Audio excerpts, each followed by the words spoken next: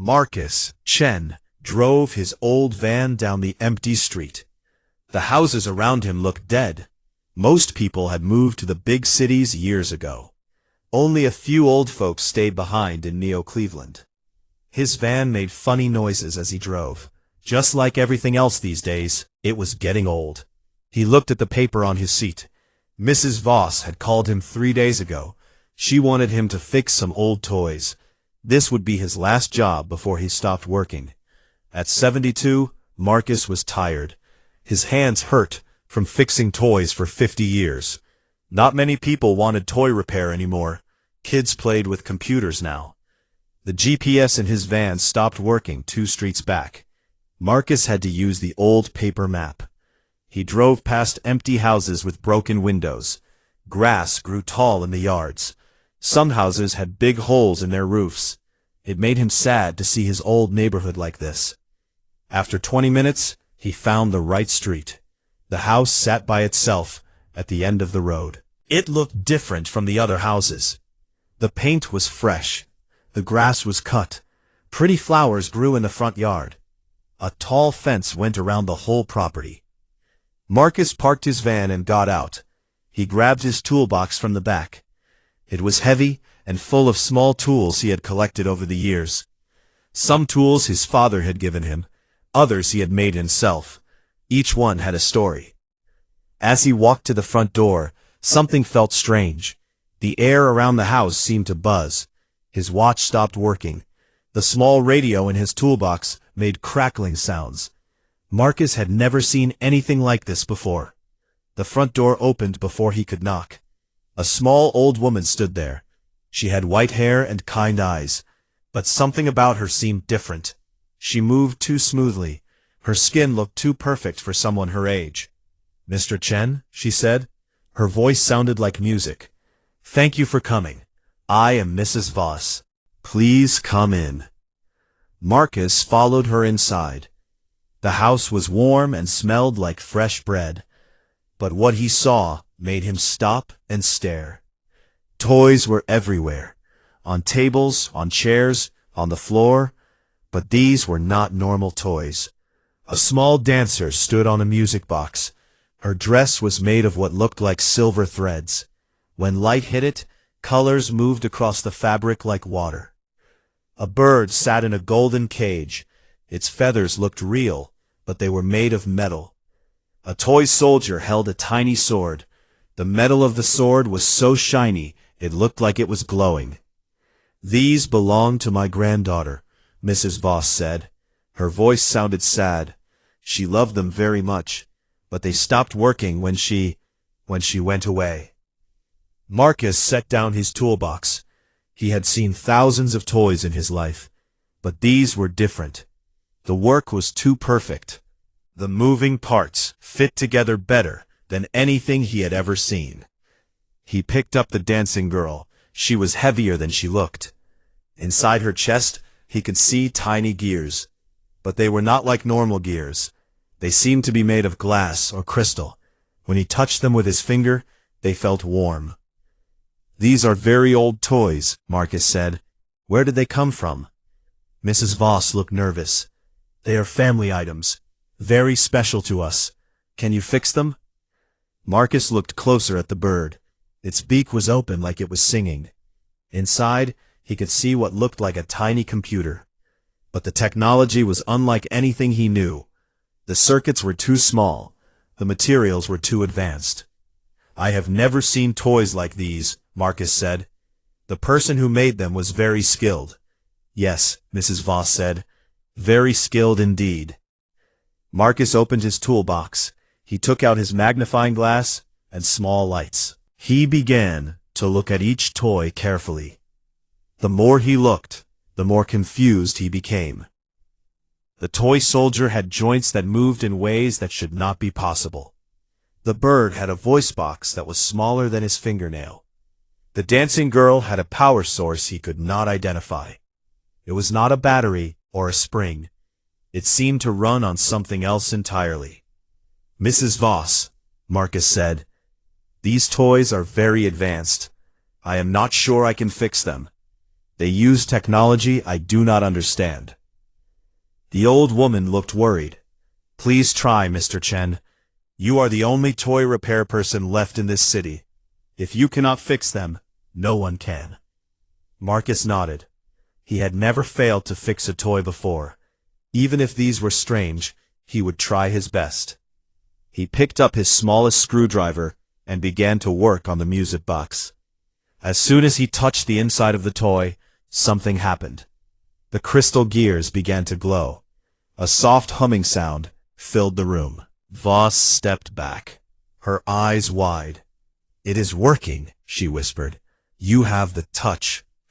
Marcus did not understand what she meant, but he kept working. The more he touched the toys, the more they seemed to respond. It was like they were waiting for the right person to wake them up. Hours passed. Marcus worked carefully on each toy.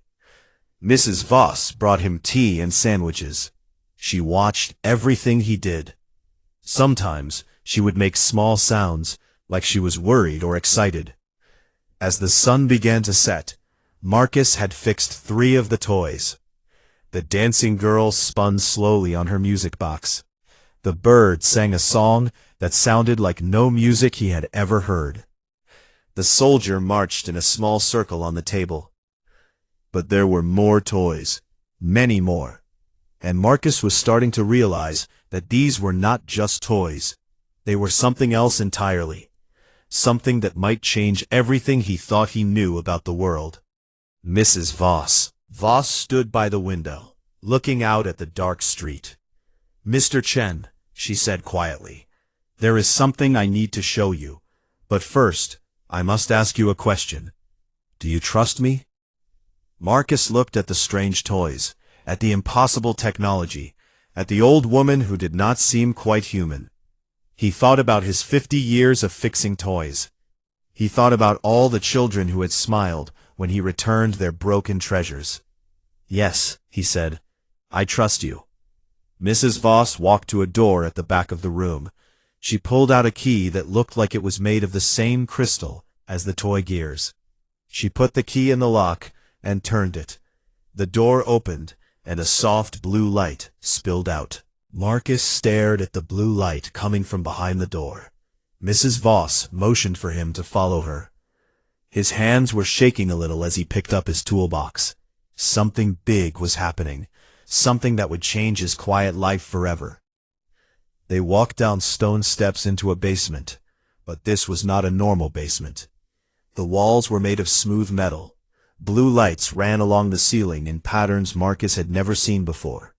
The air felt different down here. It was cleaner somehow, and warm. More toys sat on metal tables throughout the room. Hundreds of them. Some looked like the ones upstairs. Others were completely different. Marcus saw toy animals that looked too real. Toy cars that seemed to be made of liquid metal. Toy houses with tiny lights glowing in the windows. But as Marcus looked closer, he realized they were not really toys at all. They were too complex, too perfect, and they all seemed to be sleeping. "What are they?" Marcus asked. Mrs. Voss touched one of the small figures gently. It was a toy bear, but its fur looked and felt real. Inside its chest, Marcus could see something beating slowly, like a heart. "They are children," Mrs. Voss said quietly, "in a way." Marcus did not understand. He picked up his magnifying glass and looked at the bear more closely. Inside, he could see tiny tubes carrying what looked like blood, but it was silver instead of red. The bear's eyes were closed, but they moved under the lids like it was dreaming. "This is impossible," Marcus said. "Toys do not have blood, they do not dream." "You are right," Mrs. Voss said. "They are not toys, but they must look like toys to stay safe." Marcus moved to another table. A toy spaceship sat there. It was the size of his hand, but every detail was perfect. Inside the windows, he could see what looked like little rooms with furniture. The spaceship hummed very quietly. He opened a panel on the side of the ship. Inside were circuits unlike anything he had seen. They looked grown rather than built, like the inside of a flower, but made of metal and light. "Mrs. Voss," Marcus said, "I have been fixing toys for 50 years. These are not toys. What are they really?" The old woman sat down on a chair near one of the tables. She looked tired suddenly, and very old. "My real name is not Mrs. Voss," she said. "I am called Kelleth Voss 9 Moons Rising. I come from a place very far from here." Marcus felt dizzy. He sat down on another chair. "You mean from another country?" "No," Mrs. Voss said. "From another world, another star." Marcus looked at her face. In the blue light, he could see that her skin was not quite right. It was too smooth. Her eyes were too bright. And when she moved, it was like she was floating instead of walking. "You are an alien," Marcus said. It sounded crazy to say it, but it was the only thing that made sense. "Yes," Mrs. Voss said, "and so are they." She pointed at all the toys around them. Marcus stood up and walked to a table full of toy people. They were all different sizes and colors. Some looked almost human. Others looked very strange. One had 4 arms. Another had skin that looked like tree bark. "They are children," Mrs. Voss explained, "from many different worlds. When our worlds were attacked, we had to hide them. We made them look like toys so no one would know what they really are." Marcus picked up one of the small figures. It was a toy girl with blue skin and silver hair. She was warm to the touch. He could feel something like a pulse in her tiny wrist. "How long have they been like this?" Marcus asked. "Some for 5 years, some for 50, some for longer." Voss looked sad. "We thought we could wake them up after the danger passed. But something went wrong. They stopped responding to our technology. We could not fix them."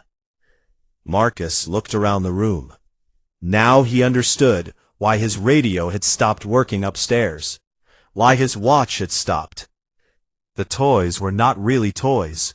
They were living beings using technology far beyond anything humans had created. "Why did you call me?" Marcus asked. "I am just a toy repairman." Mrs. Voss smiled. "That is exactly why we called you. You see, we tried to fix them with our machines, with our advanced tools. Nothing worked. In fact, our tools seemed to hurt them." She walked over to a table and picked up a broken toy robot. One of its arms was missing. "We tried to fix this one 3 times. Each time, we made it worse." Marcus took the robot from her. Even though it was broken, he could feel it was alive inside. He opened his toolbox and took out a small screwdriver. Very gently, he began to look inside the robot's chest. "We learned something about your species," Mrs. Voss continued. "Humans fix things differently than we do. When you fix a toy, you do not just repair it. You care about it. You want it to be happy again." Marcus found the problem. A tiny wire had come loose. But this was not a normal wire. It looked more like a nerve. Very carefully, he connected it back to where it belonged. The robot's eyes opened. It looked up at Marcus and made a small sound like a baby bird. Then it sat up and moved its arm. The arm worked perfectly. "How did you do that?" Mrs. Voss asked. Her voice was full of wonder. "I just fixed the loose connection," Marcus said. But as he said it, he realized something else had happened. When he touched the robot, he had felt something, like he was talking to it without words, like he was telling it that everything would be okay. "Our tools fix the mechanical parts," Mrs. Voss said, "but you fix more than that. You fix their spirits." Marcus looked at all the toys around him. Now he understood why they had been sleeping. They were not just broken machines. They were frightened children who had been hiding for so long they forgot how to wake up. "How many are there?" Marcus asked. "In this room, about 300, Mrs. Voss said. "Around your world, in houses like this one, about 10,000. Marcus felt overwhelmed. 10,000 sleeping alien children, all depending on him and maybe a few other toy repair people to wake them up. "Why are they hiding?" Marcus asked. "What happened to their worlds?" Mrs. Voss's face became dark. "There is a race called the Collectors. They take children from other worlds and turn them into soldiers. When they found our worlds, we barely escaped." She walked to a wall covered with screens. The screens showed pictures of space, but some of the pictures showed large black ships moving between stars. "The Collectors are still looking for us," Mrs. Voss said. "They know we escaped with our children. If they find them—" She did not finish the sentence, but Marcus understood. These sleeping children were not just hiding. They were running for their lives. Marcus picked up another toy from the table. This one looked like a small dragon with golden scales. As soon as he touched it, the dragon opened its eyes and looked at him. It made a tiny sound like purring. "I do not understand the technology," Marcus said, "but I think I can help them. I have spent my whole life making broken toys work again. Maybe I can make them feel safe enough to wake up." Mrs. Voss smiled. It was the first real smile Marcus had seen from her. "There is more you need to know," she said. "Much more. But first, let me show you how to take care of them properly. Some of them have been sleeping for a very long time. They will need extra gentleness to wake up." Marcus nodded. He looked around the room full of sleeping children from the stars. His hands did not hurt anymore. For the first time in years, he felt like his work really mattered. "Show me everything," he said. Mrs. Voss led Marcus deeper into the basement. They walked past more tables full of sleeping toy children. Some were so small they fit in Marcus's palm. Others were as big as real human children. All of them looked peaceful, but Marcus could now see the tiny lights under their skin that showed they were alive. "How long have you been on Earth?" Marcus asked as they walked. "I came here 47 years ago," Mrs. Voss said. "Others came before me, some came after. We scattered across your world to keep the children safe." They reached a wall covered with strange writing. The symbols glowed softly and seemed to move when Marcus looked at them. Next to the wall was a machine that looked like a computer, but it was made of the same crystal material as the toy gears. "This is how we communicate with the other safe houses," Mrs. Voss explained. She touched the crystal screen, and the symbols changed. "There are guardians like me in every country, all taking care of sleeping children." Marcus watched the symbols scroll across the screen. Sometimes they formed pictures. He saw maps of Earth with bright dots scattered across all the continents. Each dot was a hiding place. "How many guardians are there?" Marcus asked. 57 are still alive," Mrs. Voss said sadly. "We started with over 200, but time is hard on us. We age differently than humans, but we still grow old." She touched the screen again, and Marcus saw pictures of other guardians. Some looked like Mrs. Voss. Others looked completely different. One looked like a tall tree with eyes. Another looked like a floating jellyfish with arms. "We all came from different worlds," Mrs. Voss explained, "but we all had the same problem. The Collectors found us. They wanted our children." Marcus sat down on a chair near the machine. His head was spinning with all this information. Yesterday, his biggest worry was fixing a squeaky toy truck. Now he was looking at pictures of alien refugees hiding across the entire planet. "What do the Collectors do with the children?" Marcus asked. Mrs. Voss's face became very serious.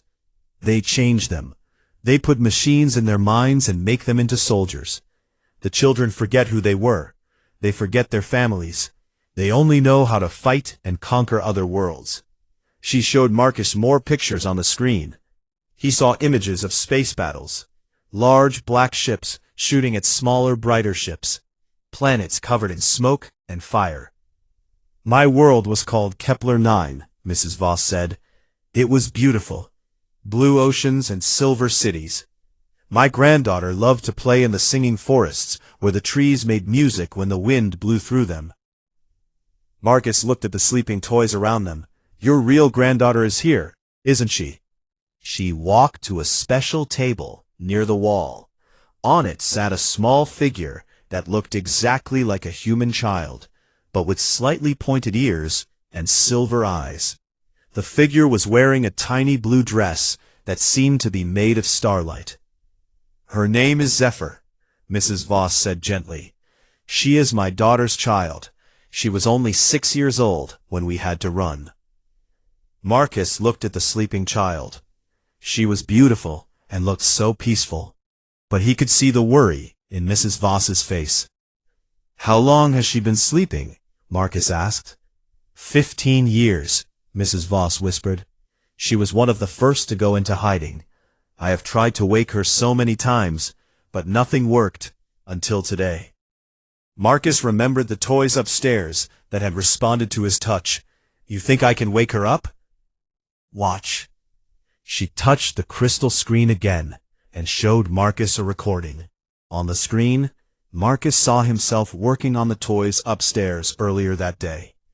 But this recording was different. It showed things the human eye could not see.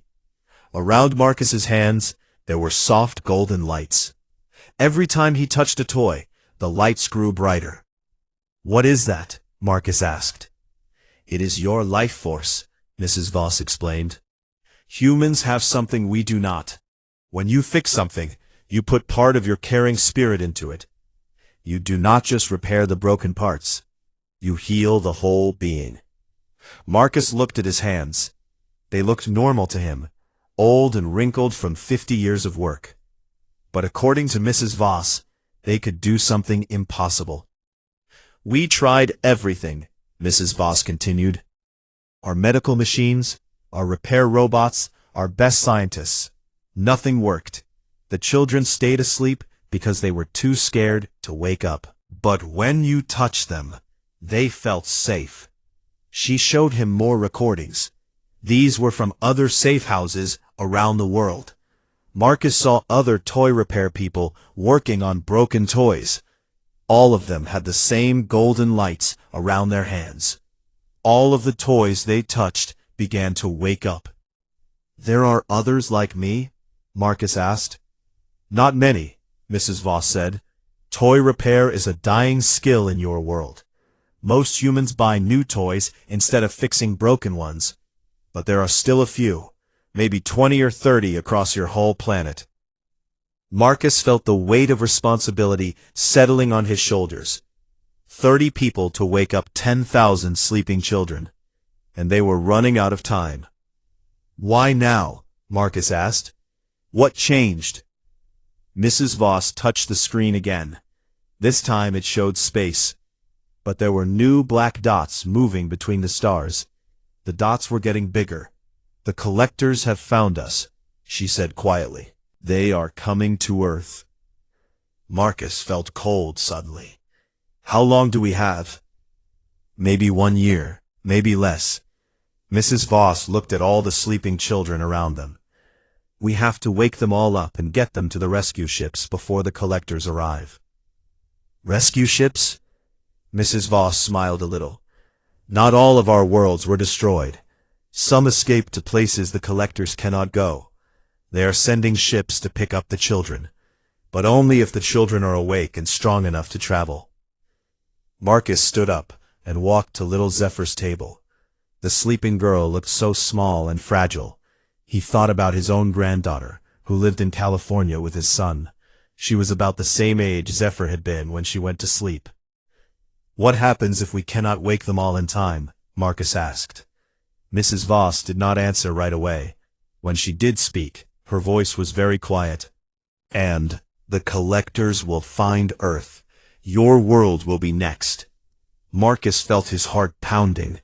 This was not just about saving alien children anymore. This was about saving everyone. He reached out and touched Zephyr's small hand very gently. Her skin was warm and soft, like a real child's. As soon as he touched her, something happened.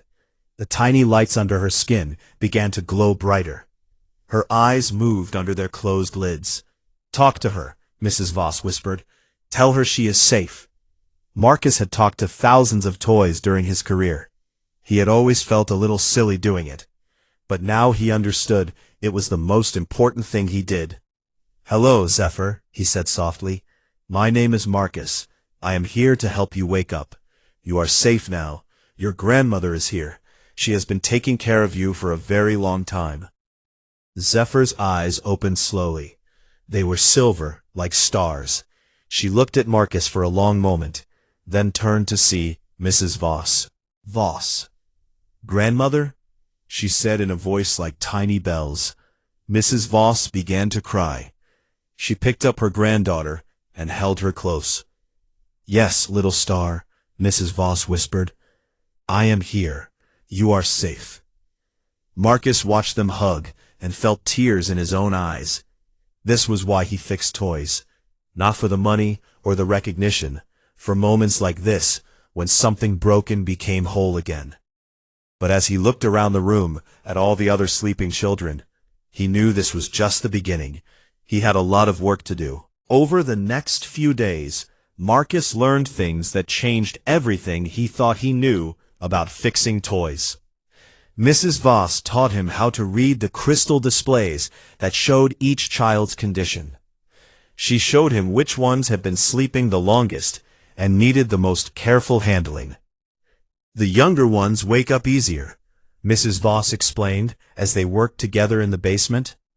"But the older children, who have been asleep for many years, they are deeper in the dream state. They need more time and more gentle care." Marcus had woken up 12 children in 3 days. Each one was different. Some woke up quickly and began talking right away. Others took hours of gentle touching and soft talking before they opened their eyes. A few were so scared they went back to sleep again. "Why are humans so different?" Marcus asked, as he worked on a toy that looked like a small elephant with wings. "Why can we wake them when your advanced technology cannot?" Mrs. Voss paused, looking at him with a steady gaze. And then she continued working on a small cracked toy in her hands. Voss sat at the communication device, talking to other guardians around the world. She paused her conversation to answer Marcus. "We have been studying this question for years," she said. "Our scientists think it has to do with how your species evolved." She showed Marcus pictures on the screen. They were images of human children playing with toys throughout history. Cave children playing with carved animals. Egyptian children with wooden dolls. Modern children with electronic games. "Every human culture creates toys for their children," Mrs. Voss continued. "But you do something unique. When a toy breaks, you fix it instead of throwing it away. This is very rare in the galaxy." Marcus looked at the pictures.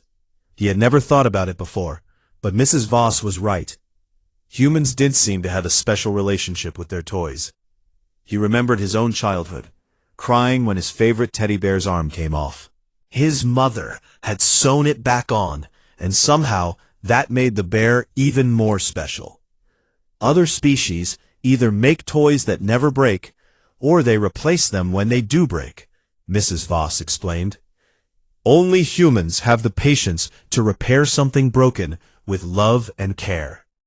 This creates a special energy.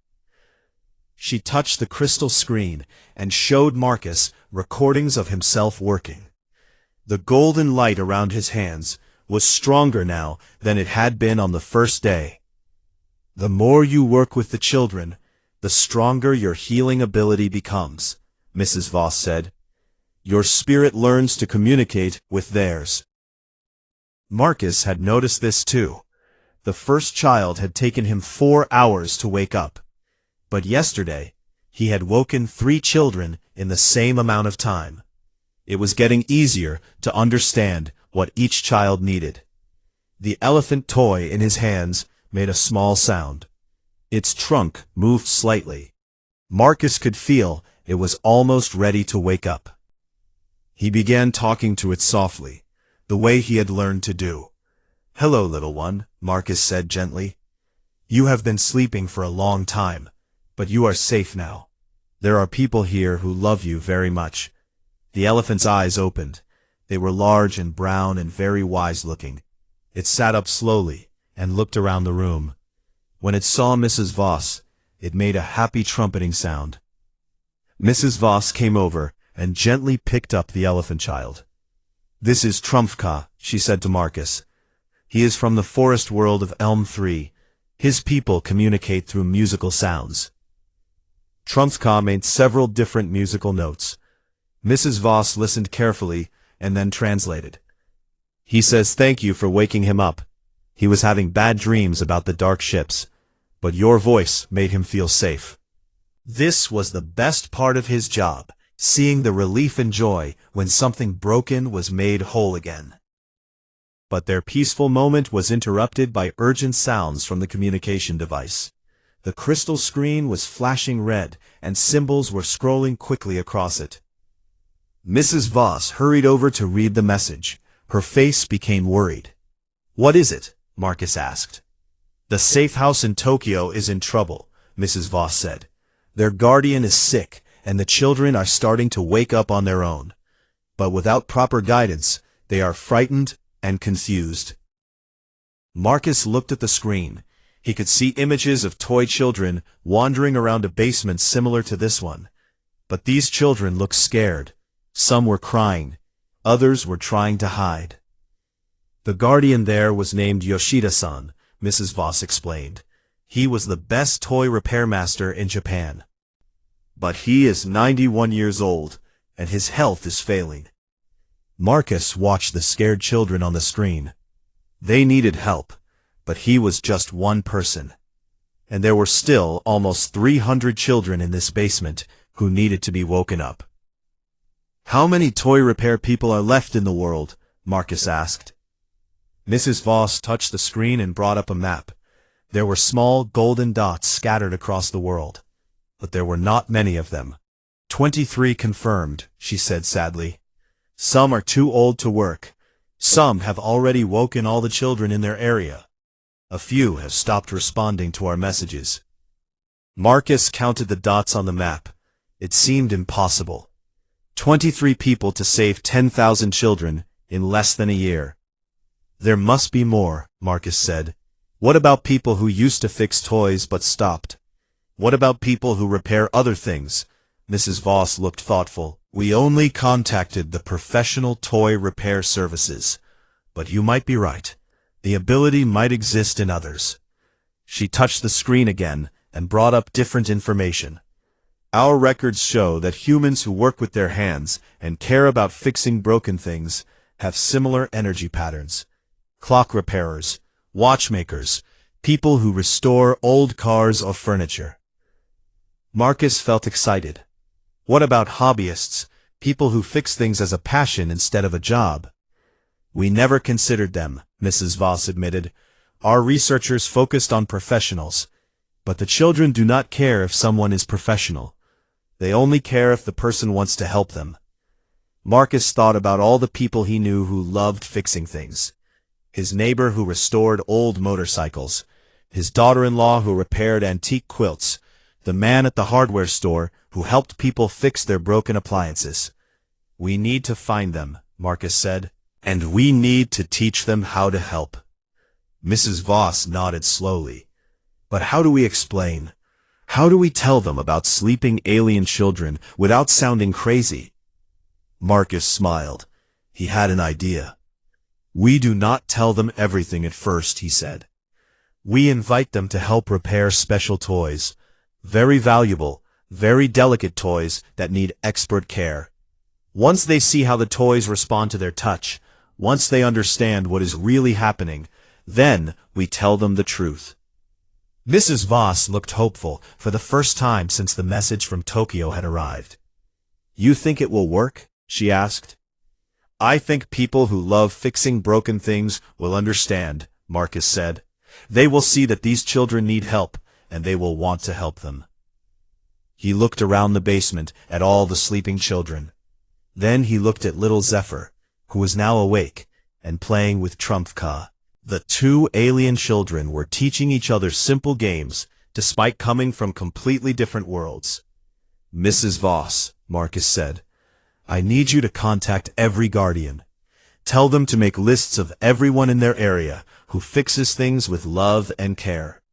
Watchmakers, antique restorers, crafters, hobbyists, anyone who has the patience to repair instead of replace." Mrs. Voss began typing on the crystal screen. "What will you do?" she asked. Marcus picked up his toolbox. "I am going to start teaching, beginning with my friend who fixes old radios 3 blocks from here. If this is going to work, we need to start building our team right now." As Marcus headed for the stairs, he felt something he had not felt in years. He felt like his work was just beginning, instead of ending. These children needed more than one old toy repairman. They needed an army of people who understood that broken things could be made whole again. And Marcus knew exactly where to find them. 6 months later, Marcus's small repair shop had become something completely different. Where once he had worked alone fixing broken toys, now 12 people gathered every morning to learn the art of waking sleeping children from distant worlds. Margaret, who had spent 30 years restoring antique dolls, was the fastest learner. Her gentle hands seemed to understand exactly what each child needed. David, the clockmaker from downtown, was best with the mechanical children, those whose toy forms had gears and springs mixed with alien technology. "Remember," Marcus told the group as they began their morning session, "each child has been sleeping for a different amount of time. The longer they have slept, the more carefully we must wake them." In the back room, Mrs. Voss monitored communications from safe houses around the world.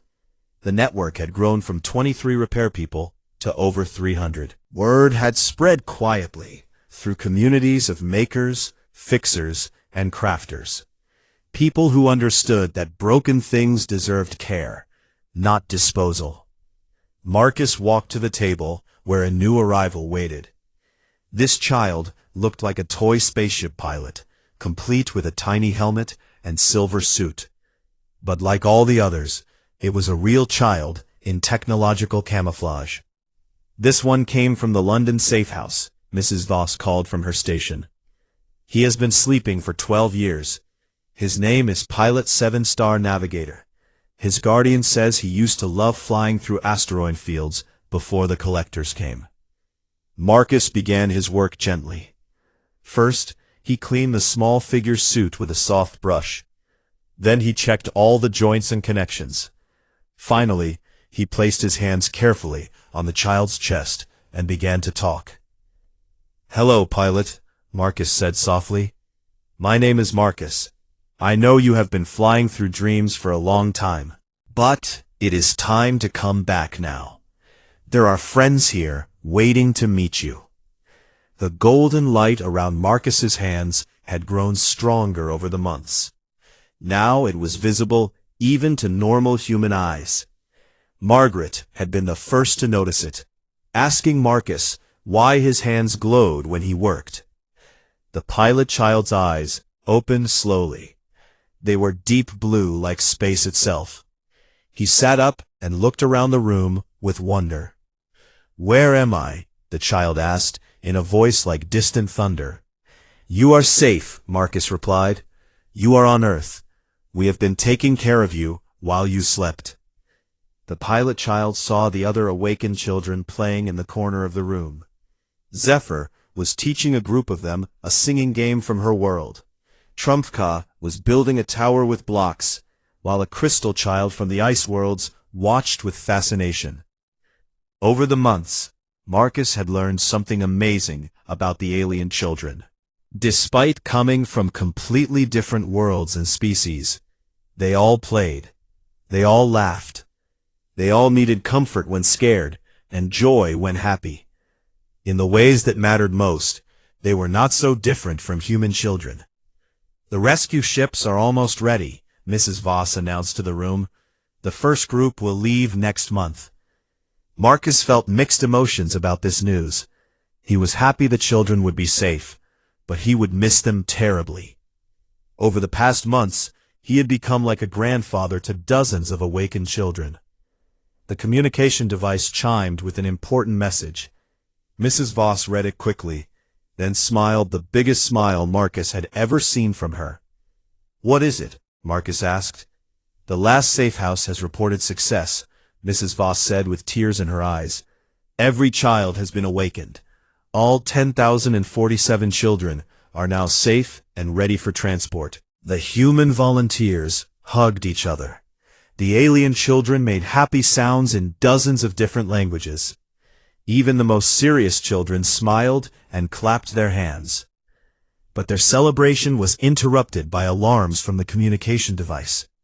The screen flashed red and showed images of space around Earth. "What is that?" Marcus asked. Mrs. Voss looked at the screen with concern. "Collector scouts, they have found Earth." The room became quiet. Everyone understood what this meant. The rescue ships were coming, but so were the enemy ships that wanted to steal the children. "How much time do we have?" Margaret asked. 3 days, Mrs. Voss replied. "Maybe 4. The rescue ships will arrive first, but not by much." Marcus looked at all the children in the room. They looked scared. Some of the younger ones had started to cry. In 3 days, they would have to leave the only safe place they had known. "Children," Marcus said in his gentlest voice, "I know you are frightened. Change is always scary. But you are going home, to worlds where you will be free to grow up and play and learn, where you will never have to hide again." Little Zephyr walked over to Marcus and took his hand. "Will you come with us, Grandfather Marcus?" Marcus felt his heart break a little. Over the months, many of the children had begun calling him Grandfather Marcus. It was the greatest honor of his life. "I cannot come with you, little star," Marcus said gently. "This is my world, my home, but I will never forget any of you. And you must promise to remember that no matter where you go, you are loved." Mrs. Voss stood up from her communication station. "Marcus, there is something else. The rescue fleet commanders want to meet you. All of you who helped wake the children." She touched the crystal screen, and a new image appeared. It showed a massive ship, larger than anything Marcus had ever imagined. It was beautiful, covered in lights that sparkled like jewels. "They want to thank you," Mrs. Voss continued, "and they want to offer you something." "What kind of offer?" David the clockmaker asked. "A place among the stars, if you want it. The rescued children have told their people about the humans who saved them, about the special gift you have for healing broken spirits. There are other worlds where broken things need to be made whole again." Marcus looked around the room at his team of volunteers.